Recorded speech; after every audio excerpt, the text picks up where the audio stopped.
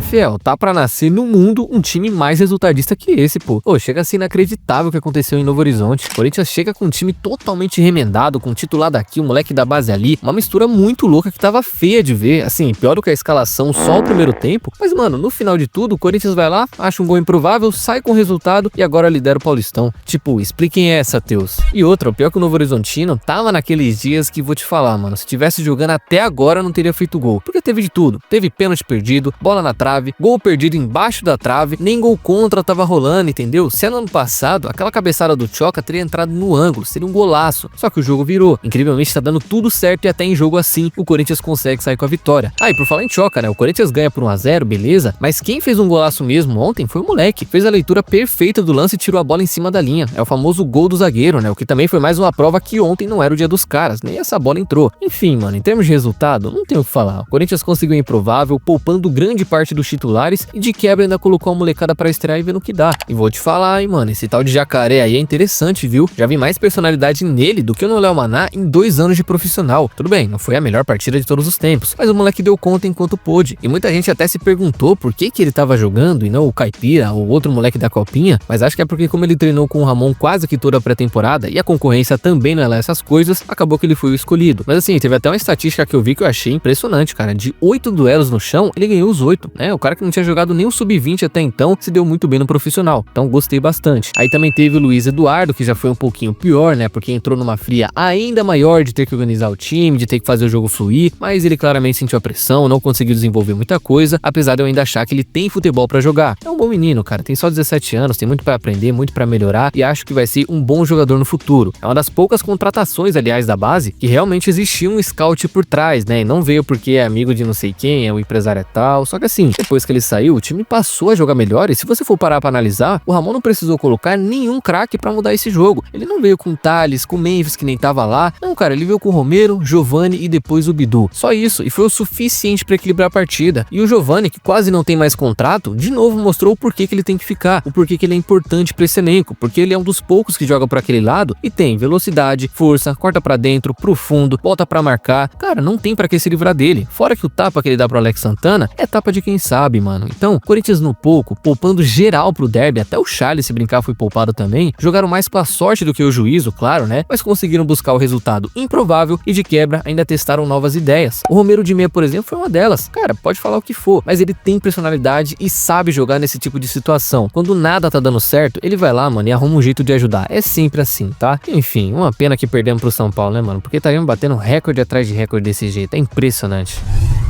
Bom, e aqui a gente entra no assunto um pouco delicado, pra ser sincero, porque aquela dívida com o Félix Torres lá do começo do ano, da compra dele junto ao Santos Laguna, voltou de uma só vez na porta do Corinthians, já que atrasaram uma das parcelas lá atrás e no contrato dizia que caso isso acontecesse, o clube seria obrigado a pagar a totalidade do valor de uma só vez, e isso mais juros, multas e um monte de coisinhas lá que tornam tudo praticamente no mesmo valor que compramos ele, em 6 milhões de dólares. Ele veio por 6 milhões e meio, e até aqui o Corinthians só deu a primeira parcela de 2 milhões e atrasou a de maio, que foi a seguinte. Então, com essa condenação da FIFA, o Corinthians entrou com um recurso no CAS, que é a Corte Arbitral do Esporte, que pode demorar até 1 ano para ser julgada e com isso vão ganhar um tempinho para se organizar e repensar. Mas é bem provável que a dívida até aumente nesse meio tempo e o clube acabe pagando de qualquer forma. Mas assim, vou falar o que, né, fiel? E eu nem vou entrar no mérito do futebol do Félix Torres, se tem que devolver, se prestou ou não, mas é mais uma dívida gorda que a diretoria vai ter que lidar porque não soube se organizar lá atrás. Fazer o quê? Fantasmas do passado, né?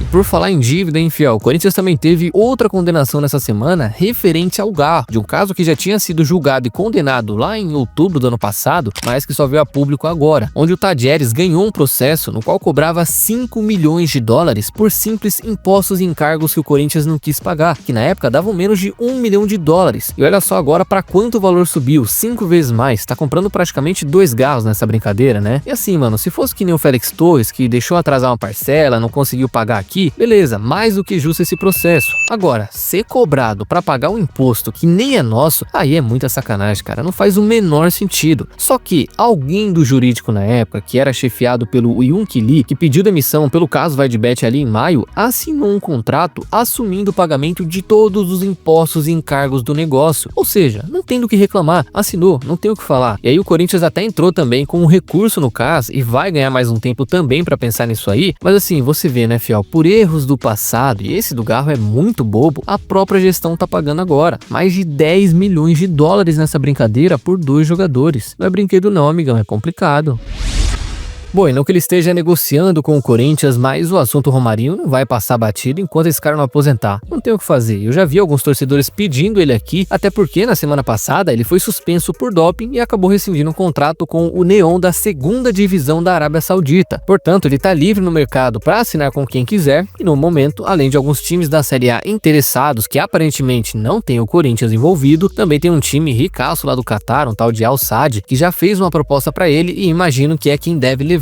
Afinal, para ele ter continuado na Arábia Saudita, mesmo que fosse para jogar num time de 2ª divisão, a última coisa que eu espero do Romarinho ainda é que ele pense em voltar ao Brasil. Para mim, a missão dele é bem clara, é ganhar o máximo de dinheiro possível e, se der, caso queira, voltar ali quase capengando pro Brasil para tentar alguma coisa. Mas assim, se for para trazer o Romarinho hoje, eu já não traria mais. Fosse a época que valia a pena ele voltar, porque hoje mesmo, velho, com salário lá nas alturas, é melhor continuar com o que tem, tá? Mas aí, caberia para vocês um projetinho com o Romarinho a lá Neymar no meio desse ano? Comente aí.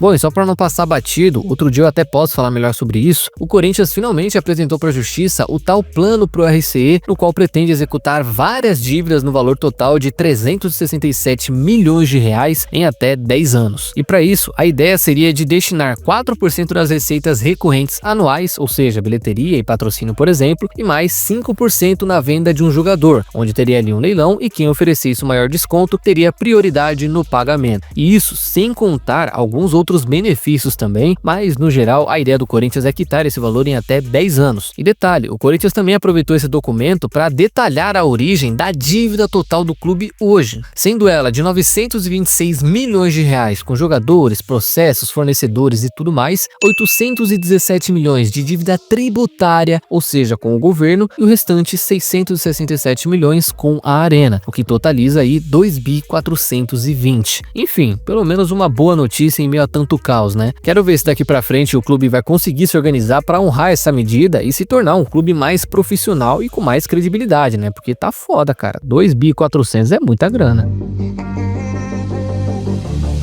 Então, fiel, é isso por hoje. E antes de vocês saírem do vídeo, não se esqueça de deixar a curtida e se inscrever no canal, que já vai estar me ajudando demais e vai contribuir para mais vídeos por aqui, certo? Espero vocês numa próxima, tamo junto e vai, Corinthians! Want to live